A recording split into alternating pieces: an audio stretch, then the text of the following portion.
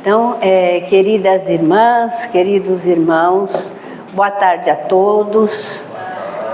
Que a paz do nosso Mestre Jesus nos envolva, agora e sempre. O tema da nossa tarde de hoje é autoconhecimento, né? Então, é um hábito muito importante que nós devemos adquirir o quanto antes, porque é a única maneira de podermos nos tornar pessoas melhores. É a chave da nossa evolução individual. Então, mais do que nunca se faz necessário adquirir este hábito do autoconhecimento, de exercitarmos o autoconhecimento, né? Então, desde a antiguidade, desde o tempo de Sócrates, que foi considerado um dos pais da filosofia, nós conhecemos a máxima, conhece-te a ti mesmo. Então, desde aquela época, né, de Sócrates. E por que será que o ser humano é tão lento em sua evolução? Na pergunta 919 do Livro dos Espíritos, Kardec perguntava aos espíritos qual seria o meio mais eficaz para se melhorar e resistir ao arrastamento do mal. E então, Santo Agostinho, respondendo a essa indagação, disse: eu questionava minha consciência todas as noites, examinando o que pudesse ter feito contra Deus, contra o próximo e, por fim, contra mim mesma. Então, Santo Agostinho, né, aconselhou esse questionamento diário, a gente se habituar a questionar a nossa consciência.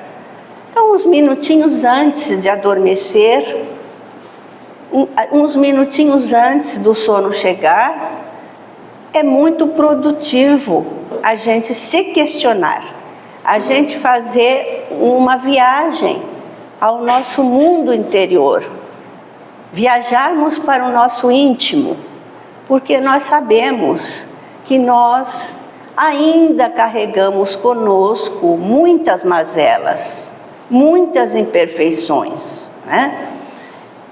Nós então precisamos transformar esse nosso mundo íntimo. Nós precisamos devagarinho, gradativamente, ir nos desvencilhando dos nossos defeitos, das nossas imperfeições e ir abraçando virtudes, ir conquistando virtudes, né? Só dessa maneira, essa é a chave da melhoria individual, da evolução individual. E segundo Joana de Ângeles, é preciso coragem, sim, para enfrentarmos, porque o nosso orgulho e a nossa vaidade impedem que nós nos enxerguemos intimamente, já que sabemos que somos cheios de mazelas, né? E, naturalmente, nos questionando, nos enxergando intimamente, nós vamos verificar que ainda possuímos um comportamento egoísta, um comportamento vaidoso, um comportamento pouco fraterno. Vamos observar também algumas frustrações, podemos até nos entristecer. Entretanto, mesmo reconhecendo nossas imperfeições e nossos defeitos, nossas mazelas, nós não devemos carregar culpa. Não devemos carregar culpa. Porque assim, existe a culpa destrutiva e a culpa construtiva. Então, para esclarecer melhor, eu vou explicar direitinho essa questão de culpa construtiva e culpa destrutiva. Então, vou citar o apóstolo Pedro e Judas, né? O apóstolo Judas. Então, ambos, eles traíram a Jesus. Pedro negou 3 vezes, né? Então foi uma forma de traição. E Judas também traiu Jesus.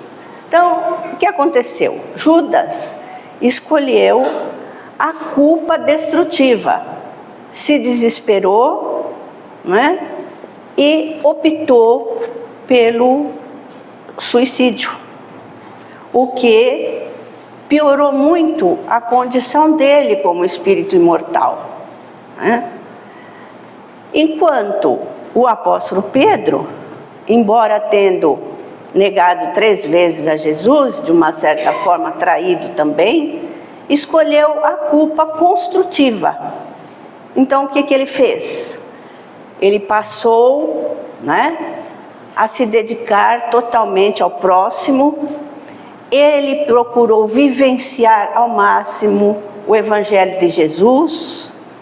Ele procurou praticar os ensinamentos do Mestre, acolhia o próximo, cuidava do próximo, né?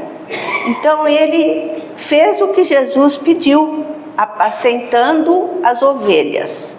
Então essa é uma diferença entre a culpa construtiva e a culpa destrutiva. Então, embora a gente reconheça em nós muitas imperfeições, nós não devemos adotar a culpa destrutiva, mas sim a construtiva, né? Sair daquele ponto para melhor. E precisamos aprender a disciplinar nossos pensamentos, porque a gente sabe que tudo tem origem na nossa mente, tudo. Os sentimentos têm origem na mente, a nossa fala, a nossa conduta. Então, tudo tem origem na nossa mente. Então, nós precisamos disciplinar os nossos pensamentos, cultivando pensamentos nobres, cultivando pensamentos bons, positivos, né? Isso é uma questão assim muito importante, né? A disciplina dos nossos pensamentos. E aqueles que não conhecem a si mesmos, e dificilmente eles terão um bom relacionamento com os outros, porque não olhando para dentro de si, eles não percebem os seus pontos frágeis, eles não percebem as suas limitações, as suas vulnerabilidades. Então é muito difícil a pessoa que não procura se conhecer, ela ter um bom relacionamento com o seu semelhante.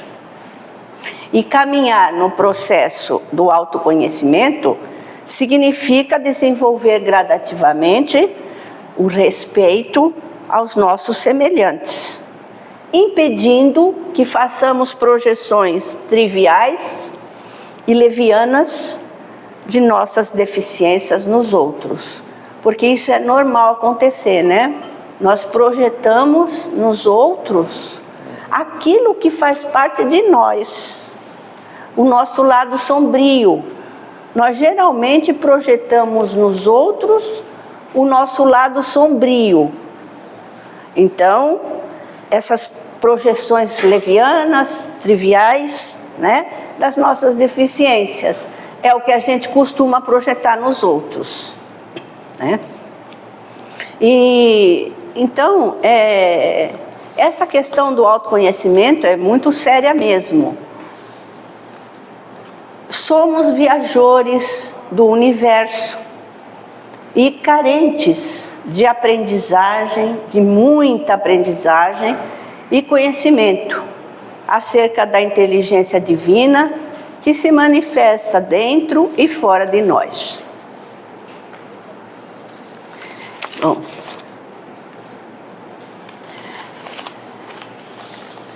não são os grandes conflitos que tornam nossas relações, tanto relações de negócios, como relações de amizade, como relações familiares, como relações conjugais, Então não são os grandes conflitos que tornam esses nossos relacionamentos mal sucedidos, e sim um conjunto de insignificantes diferenças reunidas através de longo período de tempo, como cobranças, indelicadezas, petulância, insensibilidade, autoritarismo, desinteresse, impaciência, desrespeito. Então, todas essas coisinhas, né?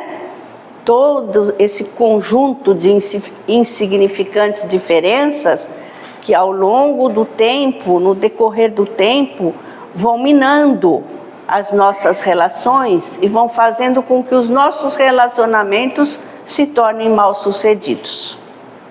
Essas pequenas faltas do dia a dia podem destruir até mesmo as mais antigas e afetuosas convivências.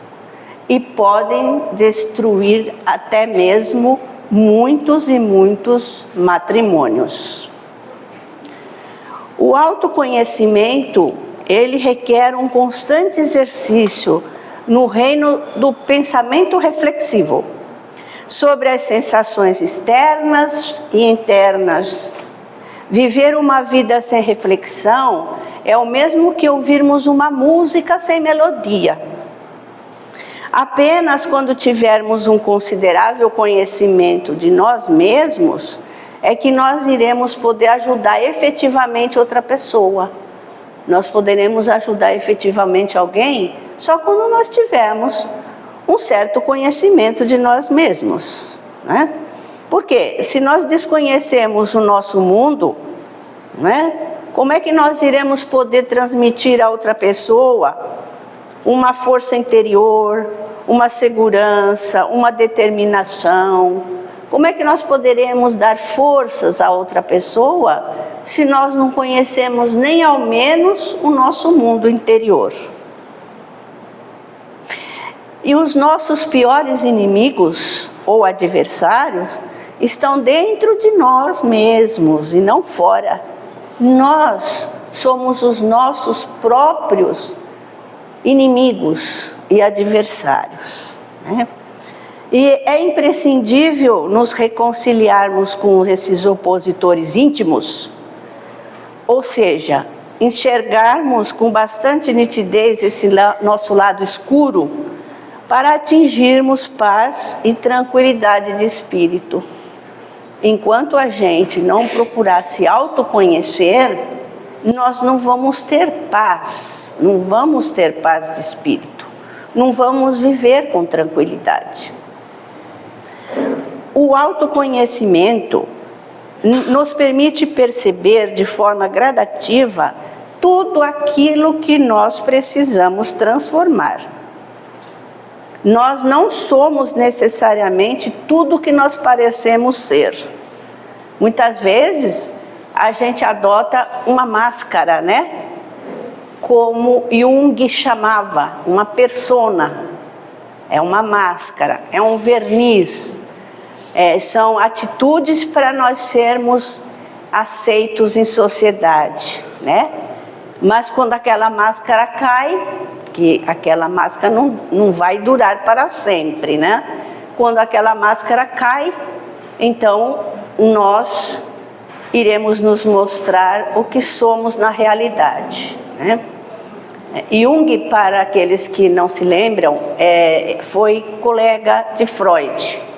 Ele foi um psiquiatra e um psicanalista suíço, né? E então ele, com relação a essa questão do autoconhecimento, ele usava essas duas, ele usava a persona, né, para explicar que era aquele tipo de verniz, de máscara que muitas pessoas começam a adotar desde a infância para serem aceitas na sociedade. Então a persona e o lado sombrio, né? Que o lado sombrio era realmente o que a pessoa era verdadeiramente. E o nosso autoconhecimento, então, ele nos permite perceber de forma gradativa, claro, né? Tudo o que nós necessitamos transformar em nós mesmos. O Espiritismo ensina que o desequilíbrio reside na intensidade, na intimidade de cada um de nós. Então, o desequilíbrio, né? Quanto mais virtudes nós tivermos conquistando, mais equilibradas nós seremos como pessoas. Mais equilibrados nós seremos como pessoas, né? E quando temos a coragem de ouvir os demônios interiores, que simbolizam aspectos de nossa sombra, então atingimos com mais facilidade a automelhoria. E nós, então, embora não possamos perceber de forma clara e direta, lançamos na vida interpessoal pensamentos e emoções inaceitáveis.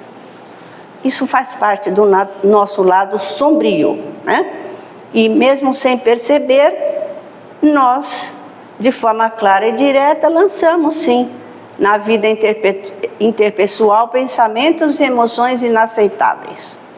Eles formam o nosso lado escuro, aquela área do inconsciente que governa e ao mesmo tempo dita normas, tanto nos confrontos desagradáveis, como nos ímpetos de deboches e gracejos em nossos inúmeros relacionamentos. Nós descobrimos o quanto o nosso eu oculto está em atividade quando rimos exageradamente de uma pessoa que escorrega na rua ou que se equivoca diante de uma palavra. Então esse é o nosso eu oculto, né? Quando a gente ri exageradamente de uma pessoa que escorrega na rua ou que lança a mão de uma palavra inadequada, nós estamos dando vazão ao nosso eu oculto. A nossa área sombria é uma região inexplorada e indomada, que atua de forma imperceptível em nossas ações e em nossas atitudes. E geralmente é essa área que participa de nossas supostas brincadeiras e influencia o tipo de palavras engraçadas e picantes que usamos nas piadas chulas, nas expressões maliciosas e zombeteiras. Então, tudo isso faz parte do nosso lado sombrio, né? Do nosso eu oculto. Projetamos nossa sombra quando pegamos alguém para Judas. Então, quando a gente pega alguém para Judas, a gente está exatamente fazendo isso, projetando as nossas sombras. E não é raro, né, de vez em quando a gente pegar alguém para Judas, né? Existe essa expressão conhecida de todos, né? Pegar alguém para Judas. Então, é justamente jogar no outro o nosso lado sombrio, né? Outra sombra que a gente joga nos outros é quando denegrimos a imagem das pessoas, quando julgamos, quando denegrimos a imagem de uma pessoa. Nós estamos projetando a nossa sombra no outro. Ela não somente se manifesta em um indivíduo, mas pode exprimir-se num corpo social inteiro. Então, quer dizer, pior, né, de tudo é que essa sombra, ela não se manifesta só no âmbito de um indivíduo. Ela pode se manifestar no coletivo. No coletivo, por exemplo, nas perseguições raciais, como o apartheid, como o nazismo, nas guerras santas ou religiosas. E já é tempo de não mais apontarmos o cisco no olho alheio. O desconhecido de nossa vida interior nos conduz ao vale da incompreensão de nossos sentimentos para conosco mesmo e para com os outros. Lembremos-nos de Jesus, o notável terapeuta de nossas almas, ao analisar os conflitos que atormentavam os seres humanos por não admitirem os diversos aspectos da própria sombra. Então Jesus falava, olha o que Jesus nos aconselhava desde sempre, né? Assume logo uma atitude conciliadora com o teu adversário, enquanto estás com ele no caminho, para não acontecer que o adversário te entregue ao juiz, e o juiz ao oficial de justiça, e assim serás lançado na prisão. Então, olha, o que Jesus, né, desde sempre, desde aquela época que ele esteve aqui na terra conosco, ele nos aconselhava a fazer. Que ninguém melhor do que ele para saber das nossas mazelas, né? Ninguém melhor que ele para saber do nosso lado sombrio. Então ele falava isso. Assume logo uma atitude conciliadora, né? E trata de se reconciliar com o teu adversário enquanto estás a caminho junto com ele, né?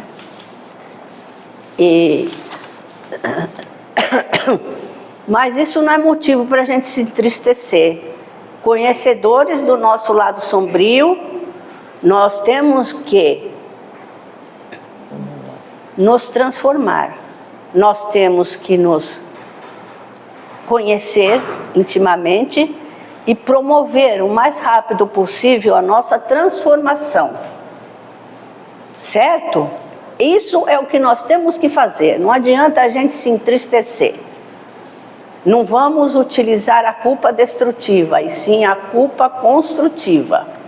Sabendo de nossas mazelas, vamos traçar planos, traçar metas diárias para conseguir abraçar virtudes, mesmo que incipientes.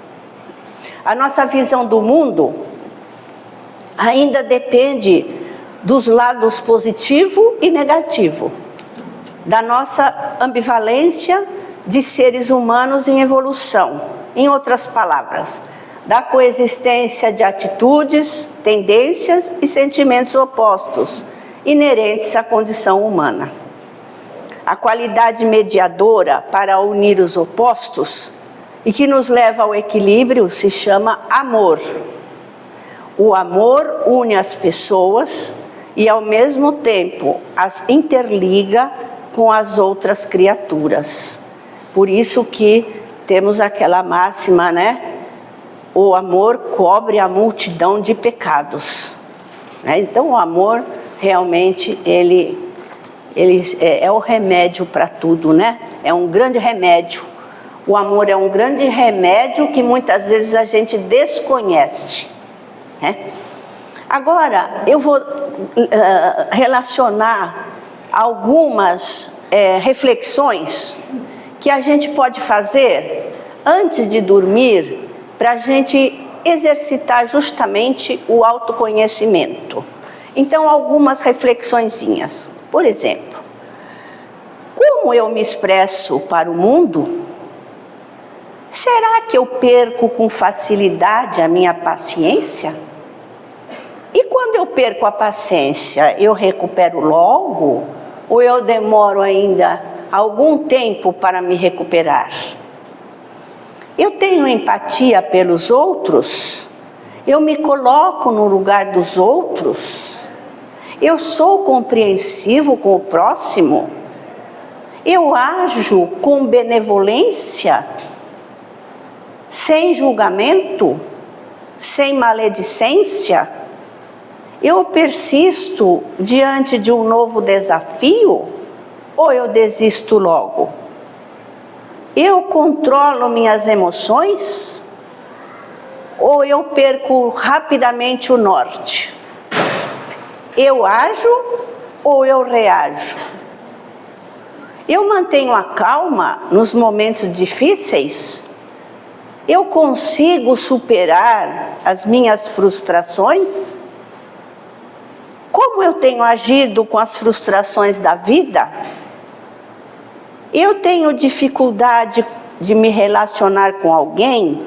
O que é que eu faço diante disso? Eu procuro conversar com essa pessoa para ver se a gente se entende, ou eu vou falar mal dessa pessoa para uma terceira? Ou eu vou fazer fofoca?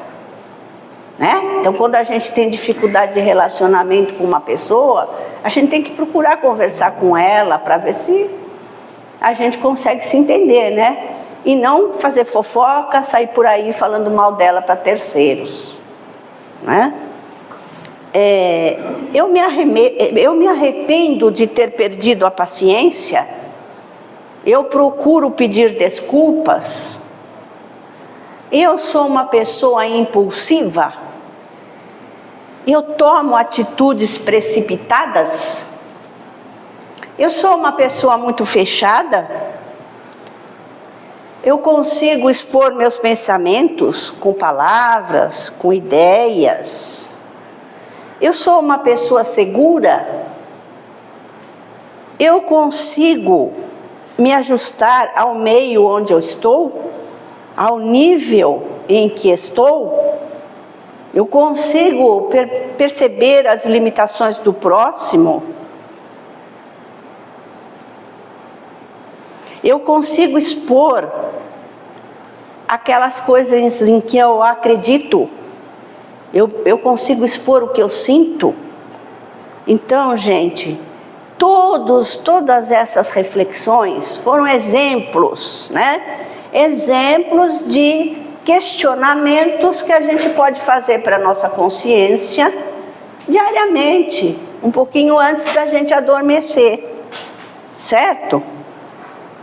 E com a consciência de si, com a nossa consciência, vem a responsabilidade de mudar-se, a responsabilidade de discernir de como realizar a transformação. Estabelecer virtudes que são prioridades na minha vida. Então, uma vez despertados, né, para esse autoconhecimento, uma vez despertados para essa necessidade, então o que eu tenho que fazer? Estabelecer virtudes que são prioridades na minha vida, traçando planos de ação diárias, metas diárias, consciência esclarecida, vida transformada. E a nossa destinação, segundo as palavras de Jesus, é que nós seremos perfeitos, não é? Então, sabendo disso, vamos tentar agilizar um pouquinho a nossa evolução, né? Porque a evolução material da humanidade, ela vem vindo, né, num ritmo até que muito bom. Mas a evolução moral, ela é bem mais vagarosa, né? Então, sabendo de tudo isso, reflexionando sobre tudo isso, vamos tentar dar um passinho mais rápido com relação à nossa evolução moral. Tá bom? Eu agradeço a todos e desejo uma abençoada e feliz semana. Que Jesus esteja sempre conosco.